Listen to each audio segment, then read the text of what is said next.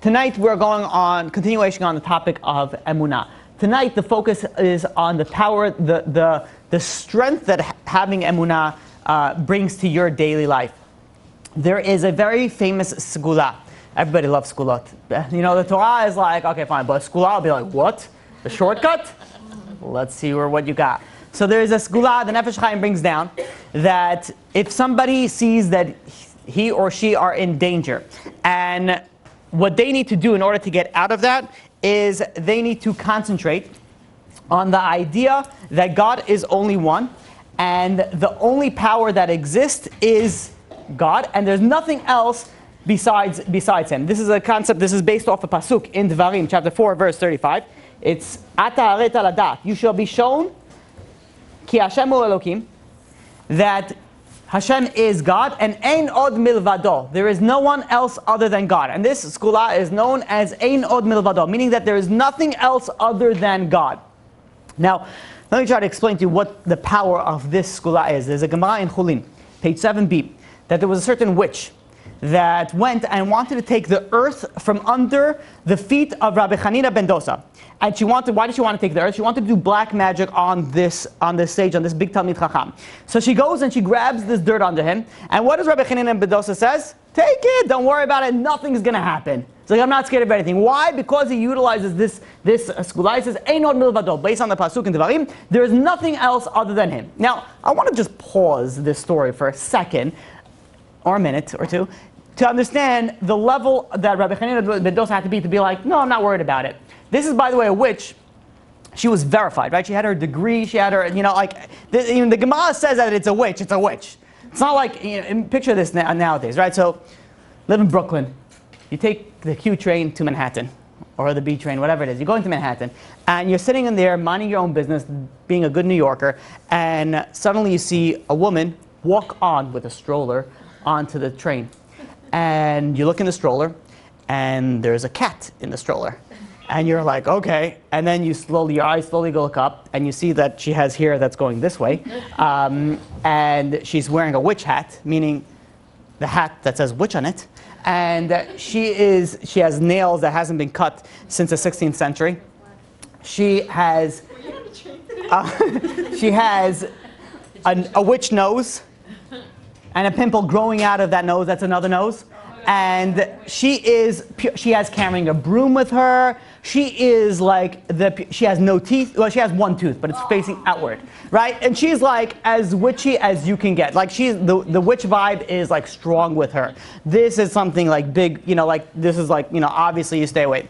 And she's sitting over there conversing with her cat, obviously. Black cat, did I mention that? Has to be very important. Black cat, green glow in the dark eyes. So she's sitting over there on the train. You're sitting across for her. She's conversing with the cat, and suddenly you're trying to avert. You're learning Mesilat Yesharim, obviously, and and then you look up, and she's just like her eyes are focused on your soul, and as she's looking at you, suddenly she's like, "What's that?" And she's talking to her cat, and she looks back up, and she'll be like, "Yeah, she would be perfect," and then she starts doing this with her nails, and they make a musical instrumental sound. And you're getting really uncomfortable. And she gets up from her chair, leaves the cat stroller, walks and sits down next to you, and just does this. And what you want to do is run as far away as possible. But you can, because it's an awkward situation. You don't know what to do. So you just sit there, heart beating 1,000 times per minute, not sure what you should do. And she's just staring at you. And after what appears to be like an eternity, she leans forward and she plucks one of your hairs out. Then she giggles to herself and she runs back to her seat. She takes under her cat stroller a little magical box bound in leather that's written in magic marker, potions and witchcraft. She opens it up and she places it neatly inside. And then she closes it and then she smiles. Now, what would you do? Would you be like, well, this woman is crazy, I couldn't care less about my hair strand? Or would you be like, I would pull her hair. I want that hair strand back. You'd be like, give me back my hair. I'd be like, what do you care? She's obviously, there's something going on upstairs, or there's nothing going on upstairs, depending how you want to define it. There's something wrong in the situation. But what do you want to do? Like, you want nothing else than, like, just give me back my hair. Like, you know, this is my hair. Like, who knows what she's going to do? And then she takes out another voodoo doll with, like, pins stuck in her, and she looks at you, and she looks at the doll. You're like, whatever it is, you want that piece of strand of hair down. Now, this is a hypothetical situation of somebody who is definitely not a witch. Right? She's definitely, I mean, she dresses the part, but you're not going to be nervous of her doing witchcraft and wizardry on you. Yet, you're nervous. You're like, okay, what's going to happen? Well, of course, my day is going to be bad. You know, like, oh, yeah, of course, you know, like, you walk into the office and be like, well, how's it going? Well, I was put under a magic spell, you know, this morning. You know, you're completely discombobulated your whole day because of this situation. That's a fake witch. But now look at what the Gemara says, that there was a real witch. She went to witch school. She did the real whatever college, whatever the witchcraft and wizardry school that she went to, she did, and she got her degree, and she was known as a witch. And she went, and she started collecting the dirt under Rabbi Hanina ben Dosa's feet, knowing that this is the manner to do witchcraft and to do magic. And what did Rabbi Hanina ben Dosa says? Not going to work. Why? Ein od milvado. There's nothing other than God. Do you imagine the level that someone has to be, not to be even worried about somebody that's real in witchcraft and wizardry? So the Gemara goes on and says, I don't understand. Witchcraft has power. They have the power to rearrange, you know, the spiritual forces. What ability, what allowed Rabbi Hanina ben Dosa to be like, no, it's fine. I don't, you know, what gave him the license to do that? How did he go and do that? Maybe he should be nervous about it. Maybe he should try to get back the dirt that was taken under his feet. So the Gemara answers that Rabbi Hanina ben Dosa is different. Why? Because his merit is so great. And because his merit is so great, witchcraft has absolutely no effect on him. Says Rab Chaim Volozhin in the Nefesh HaChaim. And he goes and he says, what does it mean that his merit was so great? Is it referring to his mitzvot, his Torah?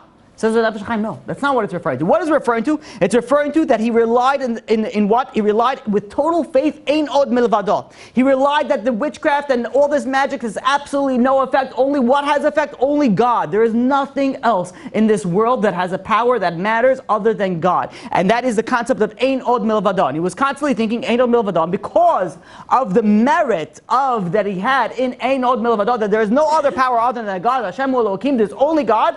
Because of that, the witchcraft had absolutely no effect on him whatsoever. So, Reb Chaim Volozhin goes, and he continues, and he says that a person has to implant this into his mind. He has to realize that he is completely, or she is completely dependent on God and nothing else. And when one does this, and one realizes that they're subservient only to God, then nothing else, no other force in the world has that power or the ability to affect this person. There's a story about the Brisker Rav that he lived during the Holocaust, during World War II, and in 1940 he lived in Warsaw. And he was one time sitting in his house, and his neighbor came by, and he was holding a paper.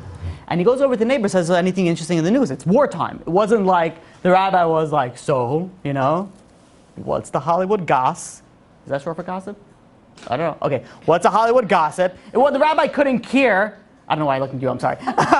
So the rabbi wasn't like, oh, you know, like was interested in the news. He wanted to know, like, there's war right now. We have to know, we have to prepare. Do we go right? Do we go left? Do we stay? Do we leave?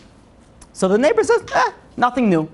And the rabbi got a glimpse on the paper and he said, wait a minute. And he grabbed the paper and he says, it says over here that Russians had relinquished the control of the city of Vilna, and they handed it over to Lithuanians. He's like, this is tremendous news, and he was on he told everybody, and he went, and he with his family also. He says everybody has to go and move to Vilna. This is where it's going to be safe. This is where you have to go. So he goes and he hires transportation to get from where he was in Warsaw to Vilna. It was 3-day travel, and it was very dangerous. It was completely surrounded by German guards, and obviously we knew what Germans would do if they found Jews. And he decided the risk is worth it. He needs to go. And he goes and he starts traveling from Warsaw to Vilna. 3 days, they're sitting in the back of this truck with a bunch of people covered in like a tarp. And nothing happens. No Germans stopped them. Everything is going completely Amazing, completely great.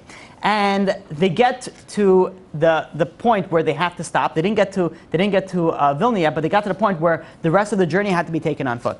So they all got out and they start walking on foot. As they're walking on foot, all of a sudden German soldiers come from them and they see, the Brisker Rav, if we can call it, looked very Jewy. Yeah, he had a beard, he had peot, he looked like a Jew.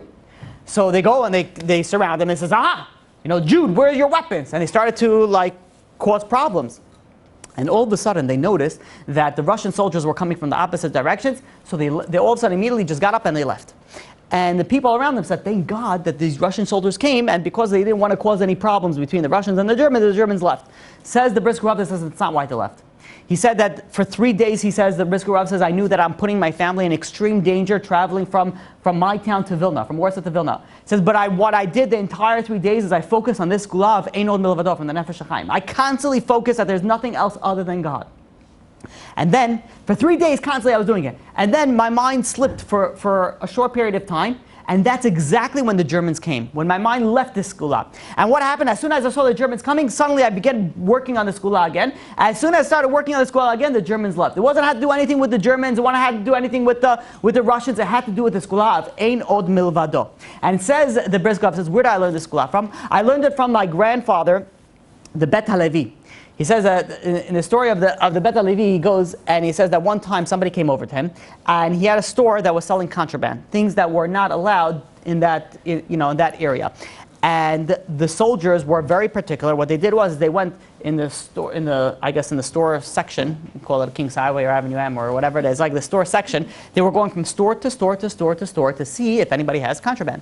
And they went from store to store, and this person saw that they were coming, and he got very nervous. He ran over to the Bet HaLevi, and he says, they're coming over to my store. I have contraband. I don't know what to do. So the Bet HaLevi took him into his office, and they closed the door. They were there for a half hour until the family members of the store owner came over, knocked on the door of the Beit HaLevi, and says that somehow, miraculously, they skipped over our store. They went to every single store and they skipped over our store. So the Beit HaLevi and the store owner comes out, and the family members go and explain, says, we were watching them. And they were going one store after another store, after another store, after another store.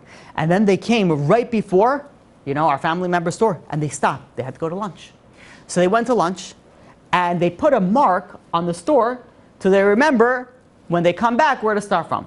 Now, when they came back, they started arguing with each other. Is the marker where we left off, that we didn't do it yet, or is the marker where we did it yet? And the marker was on my family member's store. So they were arguing until they convinced each other that, no, really, we did the store already. We have to go to the next store. So they skipped that entire store, and they went to the next one. So they asked the Beit HaLevi, they said to the store, said, what were you guys doing that get this major schut inside your, inside your office? So the Beit HaLevi answers, says, we were working and we were learning the entire time on the Nefesh HaChaim's skula. We were learning the concept of Ein Od Milvado, because if you concentrate on the concept of Ein Od Milvado, nothing can happen to him. I know somebody, we'll get the questions at the end. I know somebody that would always go and travel on halal with overweight baggage. I know. That's like asking for problems, right? If you go on another airline, okay, but you go, halal, come on. 50 pounds is 50 pounds. But they utilize this skula every time that they would put the bags on. Look how practical it comes. They would put the bags, I don't know, again, you're going to start balancing 50 pounds on your foot. Like they don't realize it. Come on, they're dealing with Jews. They know all the tricks. They don't see all of a sudden you're sweating when you're trying to figure out what's your date of birth and be like, what? What do you mean my what? My date of birth? And you're like tilting on one angle, sweat pouring down one side of your face. But whatever it is, they would utilize this skula. Ein Od Milvado, Ein Od Milvado, Ein Milvado. When they did it just went past by. Try it. I mean, don't try it. Do the right weight. But this skula is tried and tested. When you utilize this skula, you have the ability to go and realize that there's nothing other than God. There is not the person that's giving you the ticket. It is nobody else other than God. Ein Od Milvado is a very, very, very powerful skula. I don't know if I should tell you this, but I will. Because whatever. I just decided. I have inscripted, actually, in a few of my jackets, Ein Od Milvado. Ein od milvado, I have inscripted in my, it's, yeah. Ein od milvado, inscripted in my thing. Now, it's not because now all of a sudden this jacket has magic powers because it says Ein od milvado, but rather when I open it and I look at it and I think, Ein od milvado. Now you have to start concentrating on the skula of the Nefesh HaChaim. Ein od milvado. There's nothing else other than God. So, what you can learn from this is start inscripting things Ein od milvado, or just concentrate it at all times. Ein od milvado is something very, very, very powerful. You have a tremendous amount of power for it. Now, when you think about the concept that there's nothing else other than God, the thought that should come in mind is that there's no sense of entitlement. Like, I don't deserve, when you go and you ask God for something, or you're utilizing this skula, you're not utilizing saying it like, God, because of this, I've been keeping Shabbat, I've been religious, I've been keeping modesty, blah, blah, blah, blah. No, when you ask God for something, there's no sense of entitlement. Meaning that, God, you have given me everything that I don't deserve, and I thank you for everything that you have done, and please, I'm asking you for X, Y, and Z, based completely on a matnas chinam, on a free gift. I don't deserve anything. When you go and you realize and you put in your mind that there is no other power that could provide you anything that you want in your life other than God, that has tremendous amount of power, tremendous amount of blessing that only God will take care of you. Because when you put your power and your emotion, it really will speak about this and how to work on Emunah. But when you put your power and your effort only on God, then God will take care of you. If you put your power and effort on somebody else, then God says, you're putting your power and your effort on the boss? Well, fine. Let's see if he's going to take care of you. What is it going to be? Is it going to be me, or is it going to be the boss? The way that human beings work, we put our bitachon, we put our faith in something. It's got to be in something. Is it going to be in the FDA? Is it going to be in your boss? Is it going to be in your coworker? Is it going to be in your spouse? Or is it going to be on God and God alone? If it's on God and God alone, God will take care of you. That is Ein od milvado. The Ramban, Nachmanides, says that if we strengthen our trust in God's kindness and we pray, then we will certainly be rewarded and Hashem will come to our aid.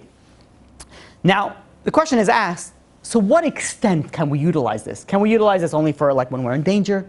Can we utilize the power of Emunah b'tachon maybe only when we need it? But what about, if not only when we need it, but what about for like extra things? Like, let's say luxurious things. Can we have Emunah b'tachon for luxurious things, things that we don't necessarily need? So this was a machloket that was that was between the Rashash, Rabbi Shmuel Strashon, and Rabbi Yisrael Salanter. Now they each held a different opinion. Rashash said that you cannot get something that wasn't predestined for you from God. Like if it was like you, that's what you're supposed to get. Rabbi Yisrael Salanter says, no. The power of Emunah and Bitachon works that you can get whatever it is that you want. Even luxury items you can get. So they were arguing, the machlok is back and forth, two tzaddikim. What is it? Is it going to be this way or is it going to be that way? So what is the way to settle this argument? And this is only something that big tzaddikim can settle. Says, let's do an experiment. So they said, fine, let's do an experiment. So the Rashash goes to Rabbi Yisrael Salanter and says, listen, you think that you can get whatever you want with the power of Emunah b'tachon. Think that you want to get a gold watch. This is you going back quite a few times, where gold watches wasn't just produced by Casio and whatever, Seiko, whatever, however you pronounce them. So he said, fine, deal, let's do it. He started concentrating.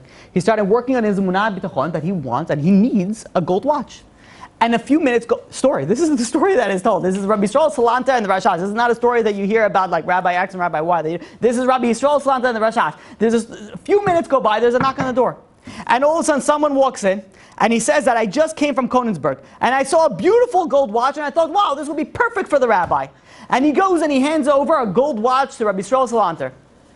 Now, if you were in this story, what would you be? You'd be like, your jaw will drop down, your tongue will roll out like a red carpet, and you wouldn't know what to say. It would be like unbelievable. What? You have two gedolim, what do they go? They'll be like, I guess you're right. I guess it works. That's what the Rashash goes to Rabbi Yisrael Salanter. Yeah, here it is. Here you see the power of Emunah and Bitachon that you're able even to get. You're able even to get. I don't know what I just said. Even luxury items, and that's not only that. There's also the Gemara in Ksubot. Page 67b. There was a poor person who came over to Rava for a meal. And he begged him, please, can you feed me? I'm hungry. And Rava says, what are you used to? By the way, if you stop the story right there, look at only Rava. You have a poor person comes and knocks on your door and says, can you have some food? What is the first question you ask? What do you usually order from? Is it Carlos and Gabby's? Is it, is it reserve cut? Like, what is it that you prefer? Like, usually be like, okay, let me look in the fridge. Whatever I have, that's what you're going to get. What did Rava say? Rava said, no. He says, okay, what are you used to? He's like, I'm going to give you what you're used to. So Rava says, what are you used to? What did this poor person say? He says, I'm used to fattened chicken and vintage wine. That's like a high-end reserve cut meal. And he's like, Rava says, oh, really? Fattened chicken and vintage wine. He says, aren't you nervous that you're going to become a drain to the community? You go around asking for such expensive food. So what did the poor person answer? It says the Gemara. It says it's not the community that's feeding me. It's God that's feeding me. And he quoted a pasuk in Tehillim, chapter 145, verse 15. It says, all eyes are to you, hoping what? That you give them the bread when they need it. Meaning that people get their money, people get their panasah, people get their food when they need it. It's not the community that I'm looking for. It's not anybody else. I am collecting from God. God is the one that provides me for my meal, and God is the one that's going to provide me for my meal right now. As they were discussing this, there was a knock on Rava's door. And who comes in? Which, by the way, is another lesson you learn from here. Rava wasn't conversing with this poor person by the door front. Rava, he welcomed this poor person inside his house. And who comes in now to his house all of a sudden? Rava's sister that he hasn't seen her in 13 years. And she comes bearing gifts. What gifts do you think that she's bearing? Fattened chicken and vintage wine. And Rava goes and he says, wow, this is a sign from God. And he shares with the poor person. He says, obviously it's for you, it's in your merit. And he shares the poor person the power, the fattened chicken and the vintage and the old wine. Says the Madregas Ha'adam. We learn from this story in the Gemara, this is proof that not only that if you have Emunah B'tachon, that God will give you all that you need, but also extra stuff like fattened chicken and vintage wine. Here we see that B'tachon works even for people that are unreasonable, even for people that make demands that make absolutely no sense. Even that is the power of Emunah and Bitachon. Do you understand? People think, well, you're learning about Emunah, Bitachon, okay, it's going to help you in the next world. No. This is going to help you right here, right now. You have the power to get anything that you want with the power of Emunah and Bitachon. In fact, the Midrash goes, the Midrash Tehillim says that Hananiah, Mishael, and Azariah, and it's also if you look in Daniel, chapter 3, verse 28, it says that Hananiah, Mishael, and Azariah, they were saved from Nebuchadnezzar, merit of what? Merit of their bitachon. And you go and you look at Daniel, also chapter 6, verse 24, that Daniel was saved from the lion's den, if everybody knows the story. What was he saved in what merit? In the merit of his bitachon. That was the reason that he was saved. There was a story that there was a rabbi which had 4 young children. And suddenly he started feeling sick, he started feeling weak, he started feeling nauseous, he started feeling pain. And he went to his doctor, and his doctor ran some tests, and they came back and says, listen, it doesn't look good, I need to send you for more tests. And they sent him from one test to another, until they finally came back that this young rabbi, 4 children, had an advanced stage of lymphoma. And doctors told him there's only so much that we could do. This story happened in Israel, and there's a certain askan, there was a local medical referral expert by the name of Rabbi Yehoshua. And he went, and they called him up. The family called him up and said, listen, you got to help us. Give us the top experts. They told the situation. There's a young rabbi with 4 children at home, the young wife. He says, there's something that needs to be done. And this medical referral expert went and started making phone calls to get all the top specialists in the country. And they went and they started meeting with the top specialists, and one specialist after another said, listen, we're sorry, we don't know what else to tell you. He says, your husband doesn't have that much left to live. And they gave him a few weeks left to live. And not only that, they went and they said that to do another round of chemotherapy or radiation is not going to really help him. It's something that could actually, just make him go through a bout of suffering, and there's no really point of doing that. And this is the news that this young couple just received. And they go and they call Rabbi Yehoshua and they say, listen, he says, you took us all to all the specialists. He says, can you do us a favor? This is when Rabbi Eliashiv was still alive. He says, can you set us an appointment with Rabbi Eliashiv? He says, we need to speak to him. So he goes over and he says, listen, it's Friday afternoon. So I understand you just got the news, but he says, Rabbi Eliashiv doesn't see people Friday. Let me make a few phone calls. Let me see if he'll be able to go and meet with you guys. 20 minutes later, they're sitting in Rabbi Eliashiv's dining room table. And they're explaining the entire situation, what the doctor says, and how they went from this doctor and this doctor, and the doctor says they don't know if there's any point to do any more treatment because it seems like there's no more hope. And this is how this asking Rabbi Yehoshua is going and explaining to Rabbi Eliashiv. And Rabbi Eliashiv is listening, he's nodding, he's thinking, he's concentrating. Finally, he goes and he says, listen, if the doctor said that there's nothing else that can be done, there's no point to follow any more treatment. The husband and wife were sitting present during this meeting, and they were silent. Suddenly, the wife spoke up. And she goes over to Rabbi Eliashiv and says, Rebbe, she says, from what you're saying, you're telling me that in a few short weeks, I am going to be a widow and my children are going to be orphans. And I know right now my children are very young and they don't know how to ask questions. But I know when they're going to get older, they're going to ask me a very, very pertinent question that's going to shake me to my core. And that question is going to be, Mommy, did you do everything in your power to save Tati? Did you do everything that you could to save our father?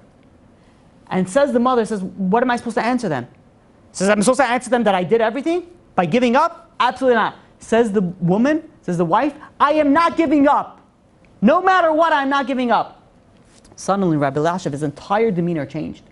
And he says, what? If that's the case? He says, right now, it was Friday afternoon. He says, you take the next flight out to America and you go for treatment in America. And he told the sick person, which was the rabbi, and the Rabbi Yehoshua, the askin, the one that was negotiating between all the doctors. He says, both of you go. It's pikuach nefesh. You go and you fly on Shabbat if you need to. And they took the next flight out, even though it wasn't on Shabbat, and they flew to America. And he was entered into Sloan Kettering, the medical, the cancer center. And they went through, and he was rushed into surgery. And a few short weeks later, he was given a new lease on life. He was in recovery, but he was giving a new lease on life. And a few weeks after that, he was flying back to Israel. And when they came back to Israel, they started, once everything is like rushing and going through, you can't stop for a second and be like, wait a minute. When we went to Rabbi Eliashiv, we went to the greatest rabbi in Israel. We went and we first told him the situation, what happened. He said there's nothing to do. All of a sudden, within a few short words, he just changed his entire demeanor and he says, now you got to fly to Israel. So why? So they went over to Rabbi Chaim Kanievsky. Rabbi Chaim Kanievsky right now is the Gadol Hadol. He's the highest age of the generation. And he is the son-in-law of Rabbi Eliashiv. So he went over to Rabbi Chaim Kanievsky and says, why did your father-in-law all of a sudden change? I told him the story. I said, why did he change all of a sudden from going and saying there is no hope and that's it, that's done, or all of a sudden to go and say, no, fly on Shabbat and go and do treatment for your husband? Says Rabbi Chaim Kanievsky, he says, when you guys went and you came over to my father-in-law, and you said, according to nature, there's nothing left that we can do. That's what you told him. So he said, you're right. According to nature, there's nothing left that we can do. But all of a sudden, your wife stood up. And your wife said, I am not giving hope. I'm not giving up hope. There is emunah and bitachon, that there's God that can do anything. It says all of a sudden that she had the power of hope. She had the power of emunah and bitachon. All of a sudden that changed everything. Because the power of emunah and bitachon is able to even change decrees that were decreed for bad. Now that she had that power, now he said, oh, now that I see this, now you're going to go and you're going to go fly on Shabbat to go and take care of your medical situation. And they went and they were taking, and Baruch Hashem, he was saved. What do we see over here? We see over here the power of emunah and bitachon. The power of emunah and bitachon is not something, okay, fine. Last week we spoke about the concept that you lived your life of worry-free. No, this has the power to change what you live and what your destiny is going to be. The power of emunah and bitachon, we don't even begin to understand the effect that it has in our lives and our future lives. But you can even take it a step further. And a step further is that not only that emunah and bitachon has an effect on you, but even if you have a high level of it, it's going to come to you. Listen to this amazing story. The yeshiva in Panovich, there was a chatan and kala that got engaged. This chatan and kala were broke. The parents had no money, and the family has no money. They didn't know where they were going to live. They couldn't set a wedding date until they have a place to live, and they didn't have a place to live, so they couldn't set a wedding date. And what is the chatan doing? He's sitting and he's learning Torah. His friends were more nervous than he. They were like, what are you going to do? Where are you going to live? How are you going to get married? What are you going to do? They're going on. He says, God will help. He says, I have to worry about this. Emunah and bitachon. Everything comes from God. The Rosh Yeshiva went, the head rabbi went, and he heard over how this Chatan was saying. He says, by the way, if you have Emunah B'Tachon that you get an apartment, you could have Emunah B'Tachon that you're going to get a large apartment. Not only a regular dingy, apartment. You would be able to get a very, very luxurious type of apartment. And the story goes on that this little tidbit eventually came to the Chazon Ish. And there was a very wealthy person who actually built the house of the Chazon Ish, that he built himself a very luxurious house in Tel Aviv. This is before Tel Aviv was as we know today. And he, at the age of about 70, he decided that he's retiring from his business and he's moving to live his golden years, as they call it, in Israel, in his apartment in Tel Aviv. And he was living there for a few years. Suddenly, the kids get together, they call him up and they says, listen, Dad, we want you home. We want you back in America. So he decides that he's going to move back to America. So he goes over to the Chazon Ish and he says, he's one of the Chazon Ish supporters, he says, listen, I'm going back to America. I don't need to rent this out. He says, I want to give it to somebody who needs it.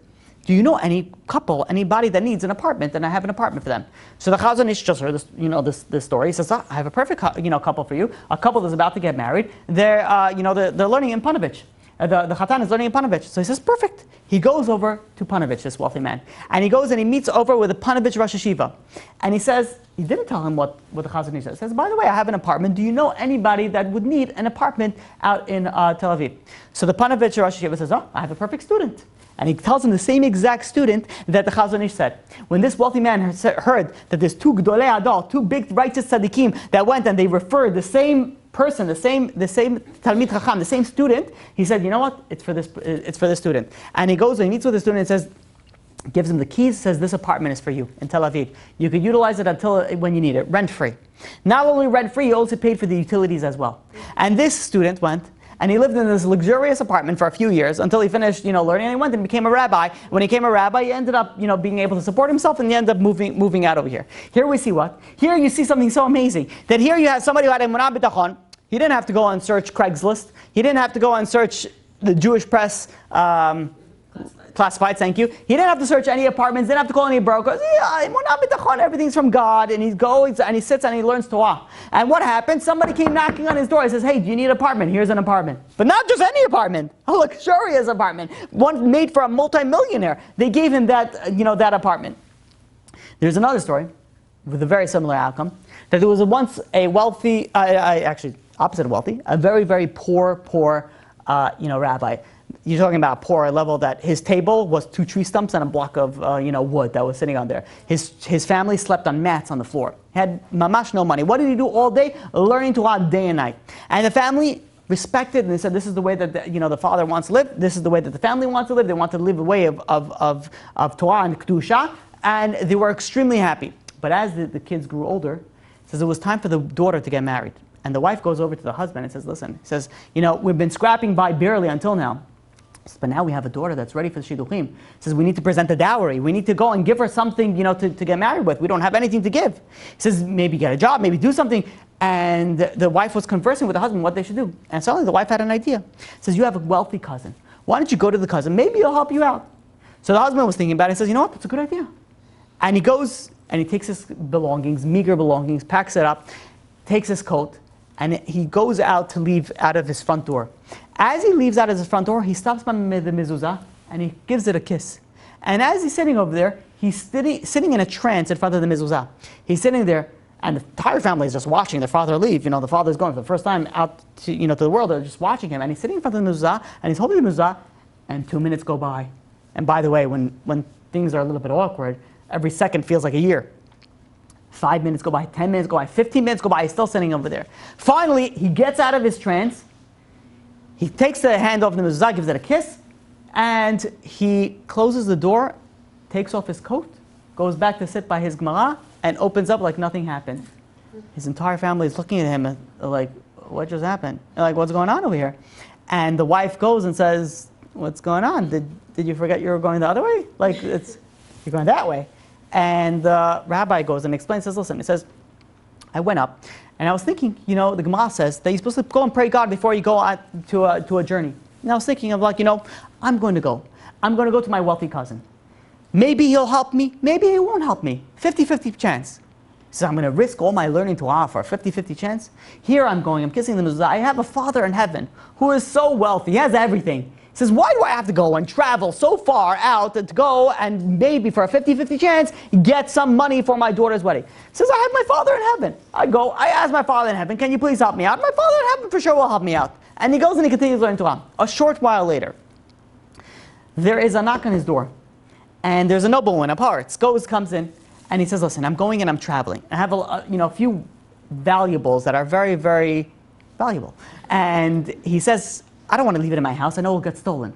I want to give it in you guard it. You take care of it. And I'll pay you for it. And he paid him handsomely for him guarding it. He says, if anything, God forbid, happens to me, it's yours to keep all these valuables. He pays him to guard his valuables, and he travels on. A short while later, word gets back that this wealthy nobleman, he was attacked by a bunch of bandits against on the road, and they murdered him. And they took everything that he had on him. And now this tzaddik, this Talmid Chacham, now not only he got the money for watching the items, now he also got all those valuable items. Here we see what? That you have here someone who has such emunah b'tachon that God will take care of me. And what? God took care of him. He did what he was supposed to do. He sat and he learned Torah. What happened? God came. He didn't have to go travel to his cousin. Someone came knocking on his door and says, here, I got something for you. Here's your parnasah. Here's what you need to have. Says the Noam Elimelech. Says emunah b'tachon, the trust that we have. This is the channel. This is the conduit for what? For the blessing of abundance to come from above. And if somebody goes and this trust is broken, it's stopped, it's contravened, it's blocked. All of a sudden, the flow from abundance stops. Meaning that if you want to get bracha from Shemayim, if you want to get a blessing from up above, what is the conduit of blessing? That is emunah and bitachon. That is the trust that you have that everything comes from HaKadosh Baruch Hu. And he quotes a pasuk in Tehillim, chapter 32, verse 10. Somebody who trusts in God is surrounded by kindness. There's so much benefit that happens with trust. Says the Maharal. Look at the power that this has. Unbelievable. In the Sivas Olam. And he goes and says, you want to hear how great the power, the midah of bitachon is that it has the ability to change something that was destined for bad to destined to good. And he quotes a Gemara in Brachot, page 60b. And this is a very famous Gemara when you speak about emunah bitachon. It's a Gemara about Rabbi Akiva. Rabbi Akiva was traveling, and he was carrying with him a donkey. He was sitting on a donkey. He wasn't carrying with it. He was carrying with him a rooster and a candle, and he was riding on a donkey. And he came over to this town. And he says, do you have space for me to rent the room? And he said, no, we don't have any space. And he went from inn, to hotel, to motel, to whatever it was. Everybody, there was no room. Everybody was booked. So he had nothing else to do. He went to the forest, and he set up camp, in the forest. And why did he have all these things? The donkey was there that would be able to go and would be able to, travel on. Then he had the rooster that would be able to wake him up in the morning. And then he had the candles that would be able to learn at night. So the candle is lit, he's learning on light, and suddenly a big wind comes and blows out the candle. What does Rabbi Akiva say? And by the way, he wasn't, scribbling in a dear diary of like what's going on. He was learning Torah. And he says, if God took out the candle, everything that God does from the best. He says, kol tova. And he goes and he continues. And then suddenly, an animal comes out and devours his rooster, his alarm clock. Why did he need an alarm clock? Because he didn't want to sleep late, so he had a point. No, he wanted to go in and pray in the early morning. What did he say? Everything that God does for the best. Then another animal came and devoured his donkey. Again, he said, everything that God does for the best. And in the morning he wakes up, he goes into town, he sees that there were a group of robbers that went into this town, and they plundered this entire town. They went from place to place, to house, and they stole everything valuable that they had, and they murdered everybody in town. And all of a sudden Rabbi Akiva sees, look at this. Now the fact that God burned out my candle with the wind, that was really for my best. Because if I would have had a candle, the robbers would have came to town at night. They would have seen a candle burning in the forest. They would have said, aha, you see over here, there's somebody over there. They went and murder him. If he would still have had his rooster, the rooster would have made noise. If the rooster made him noise, so was the donkey. So all of a sudden, now he sees that everything that happened was really for the best. Says the Maharal, something fantastic. He says, really, on Rabbi Akiva there was a judgment for death. Rabbi Akiva was supposed to die that night. Rabbi Akiva was destined to die that night. But because of the strong emunah and bitachon that he had, that would have had the ability to go and change the decree from bad to good. That would have gave him the ability to go and revoke that decree. And the Maharal goes and explains in a fascinating fashion how you have the donkey, the rooster, and the candle. They correspond to the three aspects of the soul that's in the body. You have the nefesh, the ruach, and the neshama that is in the body. And each one corresponds, one to the body, one to the intellect, one to the emotions. You have over here the concept that everything was taken, and every time he was taken, it was another test. And because he said Gamzu Tova, because he said that Kol Man Da'avi Rachman Tavid, everything that is for the best, that was able to revoke the judgment that he had against him.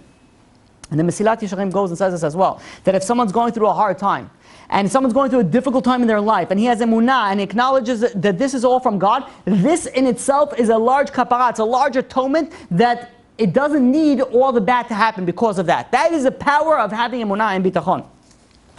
The Baal Shem Tov goes, and he says also that all evil decrees can be transformed to good ones through emunah and bitachon. And there's something fascinating that's said about the Baal Shem Tov. The Baal Shem Tov was known, if you hear like a story that's miraculous, that he's like flying with his donkeys in the air, like it sounds like Santa Claus like story, like the Baal Shem Tov is like known as like all the crazy stories. All the crazy stories, the Havdil, Aleph Havdil. So I shouldn't even say, the Baal Shem Tov and Santa Claus in the same sentence. But just so you could understand, the concept of what the miracles, the Baal Shem Tov, the stories the Baal Shem Tov was told about him. They say about the Baal Shem Tov, how he was able to get all these miracles? People think Kabbalah, he was able to have it's nothing to do with Kabbalah. The Baal Shem Tov was able to reach all the levels that he reached and all the miracles that he was able to do, utilizing his emunah. It was the power of emunah, and he instilled this upon his students as well. That is the power of causing miracles, the power of having emunah and bitachon. There is a Gemara in Shabbat, page 31, that says like this, that when a person gets up to heaven, they're going to ask him a few questions. One of the questions that they're going to ask him, Tzipita leYeshua. Did you anticipate salvation? Meaning, did you realize, did you think, that God is going to save you?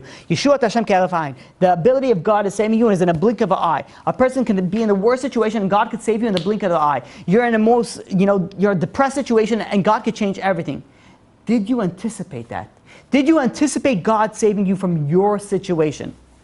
The Beis Halevi goes and he says that it's not enough to believe that it's going to happen. We have to anticipate it. Meaning that you have to, not only, there's a difference of believing and anticipating. Anticipating is like, okay, when am I cashing my check? I hope that I'm going to win. No, when am I cashing it? And what am I making it out to the charity, whatever it is. Okay, so, Rabbi David Asher goes and brings down a crazy story that happened to Rabbi Yisrael Brug, that he had a son, and at age 14 was diagnosed Rahman al-San with multiple sclerosis. Multiple sclerosis is a degenerative disease that affects your muscular abilities to the effect that after a certain point, even the person can't breathe by themselves. That's unfortunately the power that it has. And this rabbi went with his son to Mellon Center for Multiple Sclerosis in Cleveland. And his son asked the rabbi one of the most difficult questions that a child could ask a parent. He says, Daddy, does this mean that I'm going to die young? And the father says, my whole life I've been working in Emunah B'Tachon, and everything comes from God. And even though if there's treatment, we have to do our ishtadlut to do the treatment. But if there's no treatment, then we know that everything is in God's hand. And as they're sitting in the waiting room, they were sitting with about 40 other patients that have multiple sclerosis, this same disease, and everybody's at a different stage. When the doctor went over to speak to this rabbi and his son, he goes and he says, you see, this person, and he pointed to somebody in an advanced stage of multiple sclerosis, says, this is what you should anticipate for your son. And what did the rabbi say? A woman doctor, what did the rabbi say? The rabbi says, don't listen to her. Just blurted it out. And all of a sudden the woman doctor's like, excuse me? Like, what did you just say? She's like, with all her medical knowledge, says, this is how you're going to be. And he's like, don't listen to her. He didn't make those noises. But he said, don't listen to her. And she was like, it's like, hello? 55 years of medical experience, whatever it was, she, she's been going through. Says, what do you mean? And he's like, no. He's like, look, in your books, according to your medical expertise, you're right. There's nothing else to do. He says, but I go according to somebody who doesn't have your books. And that is God. And God has his own book. And according to God, anything can happen. And he says, I can prove it to you. There's stories that happen in my life that I can prove it to you. And he tells this doctor a story that happened to his child. When his child was 3 years old, he had a daughter that was 3 years old that was in a bath. And one of the other children were watching this girl in a bath. And the child that was watching them accidentally or on purpose, whatever, turned off the cold water, but left up only the hot water. And by the time that the mother ran in, he says the entire 3-year-old girl's body was completely scalded, was completely peeling. It was, screeching in pain. And they rushed her into the hospital. They rushed her to the hospital in Cleveland, I believe. And they rushed in over there, and the rabbi goes over to the doctor and says, "Can I see my daughter?" They wouldn't let him see them. And they said, "No, I'm sorry, you can't see her. She's hysterical right now." And she said, the doctor said, to be honest, there's only 5 to 15% chance that she's going to survive to the night. She was with severe burns. And the rabbi goes and says, "Listen, please, I want to see my daughter. I want to see my daughter." And they let him in to this room where this little girl is surrounded by 11 doctors. She's screeching and screaming on top of her lungs, and they're trying to calm her down so that they'll be able to go and give her some treatment. And nothing is stopping. And finally, the father goes over to the daughter, and her name was Devorah, and she says, he keeps on saying her name, Devorah, Devorah. He says, "Tati is here, Daddy is here." He says, "Look into my eyes, look into my eyes." And it took a few seconds, but suddenly the 3-year-old looks into her father's eyes, and the father is like calming her down, says, "Relax, everything is going to be okay." And because of that, the doctors were able to go and treat her. Miraculously, she survived that night. And they told the rabbi, says that she's going to need about a year of hospitalization with skin grafts throughout her entire body. And the rabbi says to the doctor, "Thank you for telling me. Now I know what to pray for." And this is what he started praying for. And the rabbi says, 3.5 weeks later, my daughter and I left the hospital with only one skin graft on the bottom of her foot. And he goes and says, and the head of the burn unit over there, by the name of Dr. Bob Birding, comes over to me, and he says, "I've never been so humble in my life." He says, "I've never seen this in my entire life, of a girl going from where she went to where she is right now." And this is the rabbi telling over this story to this head of the multiple sclerosis, in the hospital. And the story goes on that the way that you're able to tell the severity of the prognosis and the diagnosis of multiple sclerosis is depending on how many white spots are on the spine. And when this teenager got tested and he was diagnosed with multiple sclerosis, he had 6 white spots on his spine. 6 years go by, he keeps on getting tested. There is still only 6 white spots on his spine. When the story was written, this young man was married with children, without dealing with anything. This is the power of Emunah and Bitachon. This is the power that you have. Obviously, they were praying and they were, obviously getting close to God. But this is the power that you have with Emunah and Bitachon. Many people go and they think in their life, there will be so much I would be able to accomplish if I had certain people backing me, if I had certain rabbis backing me up, if I had multi-billionaires backing me up, I'll be able to accomplish so much in life. If we only realize that we have God backing us every step in our way in our life. There's a story brought down in the Gemara in Tanit, page 19b. There's a story by Nakdimon ben Gurion, that this is during the time of Sukkot, and people came, they were making their way toward the Beit HaMikdash. And there was a drought that year, there was no rain. And Nakdimon ben Gurion goes over, he was a very wealthy individual, very righteous, wealthy individual, and he goes over to a very rich Roman nobleman that was living also in Eretz Israel. And this rich nobleman had 12 gigantic cisterns of pure, clean water. He says that all these Jews are coming to Yerushalayim, they're going to need water to drink. So he goes over to this rich nobleman and he says, lend me your 12 pitchers of water. He says, when you lend me these 12 pitchers of water, I'm going to be able to feed the Jewish people. And he says, and I'll fill it up by a certain date. And if I don't fill it up by a certain date, I will give you 12 talents of silver for each cistern, which is like an exorbitant amount of money. And the person, this nobleman says, that's a crazy deal. He says, fine, no problem, done. And he goes and he gives them these 12 cisterns of water. And the entire Jewish people go and they drink the water. They're forever grateful. They're having an amazing time. They're grateful to Nakdimon. They're grateful to God.